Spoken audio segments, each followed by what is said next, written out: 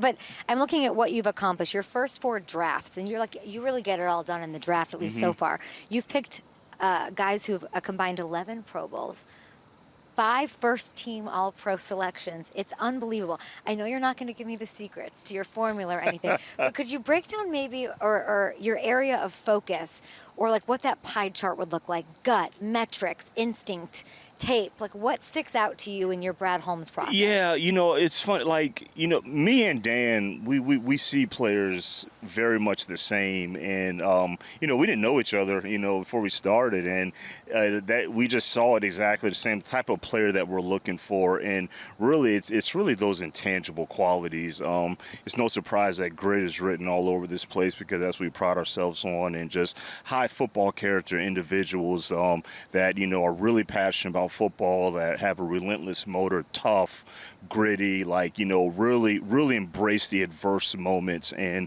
those are some of the things that we look for in the pre-draft process when we sit down with these kids. How much adversity have you been through, and how did you respond? And you just, so after a while, and our whole staff knows, is this player going to fit here? Because we do things a little bit different here. So that's really it. I think the talent part is relatively easy in terms of, if a player's big or fast or quick. I mean, I think the whole world will be able to see that. But it's those other things that are a little bit hard and take a little more strain. Brad, there's so much emphasis on production, though, in the draft process. And I feel like, why are you laughing at that? I feel like I know where this is going to go. Where? I just think looking at your picks, you almost de-emphasize it in your process. Is that fair? No? Why? Wait. Well, I was no, seriously, like when you said. I'm looking at an Isaac TeSlaa. Well, that's what I thought you were going to. And he fits this. I met him at the rookie premiere. When I tell you that I interviewed 40 rookies. Yeah.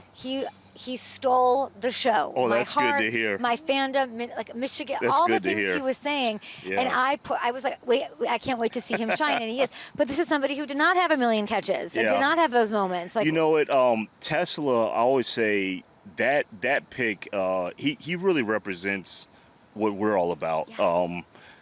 You have to do a lot of work on him. Like, it requires a lot of work. No, it'd be easy if he had, 90 catches and 1,100 yards in the SEC and all that, and be like, oh, okay. But, he didn't. So you had to dig a little bit deeper and watch even more tape and dig more deeper into the background. What did you see when you were digging deep? Well, the targets that he did have, he took full advantage of them. So when I looked at the past, 2 years of his film, I mean, he's catching every ball with his hands. He's not dropping anything. And then, he goes to the Hula Bowl, which is, probably smaller all-star game compared to the Senior Bowl, but shows out there, gets the graduation to the Senior Bowl, and he does the same thing there. And he's playing wide receiver like how we like our guys to play. Okay. He's blocking. He's straining in the run game. And I know when you hear blocking in the run game from a wide receiver, it's like, well, you got to catch the football. But that just shows a lot about the competitiveness and the desire of just a football player in general.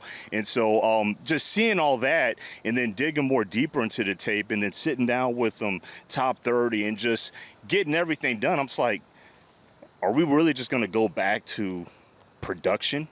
Like, is that, and I think it's kind of I just feel like it's a little bit of a easy way out, maybe a little bit more of a lazier narrative. If it's high production, that doesn't mean that a player is going to be successful. But I really like the pick. Glad he's having a good camp. He's growing. He's doing well. But glad you had a good first impression with him. He's unbelievable. You just tell he's going to fight for every inch. Yes. And he sort of is so emblematic of what, and he knows what it's been like. What you're saying about what it was before these 5 years, before this rebuild. And what you've done since you've got your paws all over it. Like, he knows what it's like and what it means. It was cool. He knows what it means.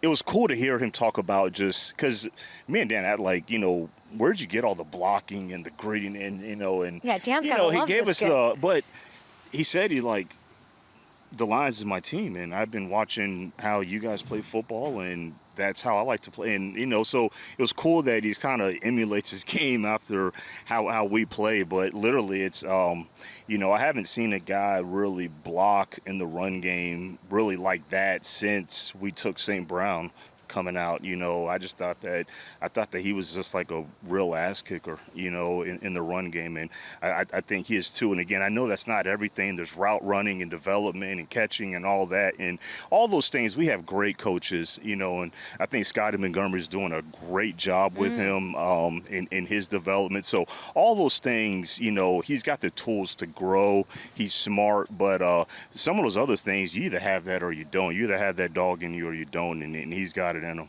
TeSlaa has been popping off the scene. Amon-Ra, one thing in him that you really respect already. He's tough. He's real tough. I love it. He goes in there and digs out safeties. He's putting his head in there. Maybe a little too much sometimes. I'm telling him, like, you know, take it easy. You don't want to get hurt, get a concussion. But he's super tough, and that's what I love to see. And he goes up and makes the contested catch. So he's going to be real good for us. He's big, he's strong, he's fast. He's smart, he's bought in. So I think, you know, as the season goes, he's just going to keep continuing to get better.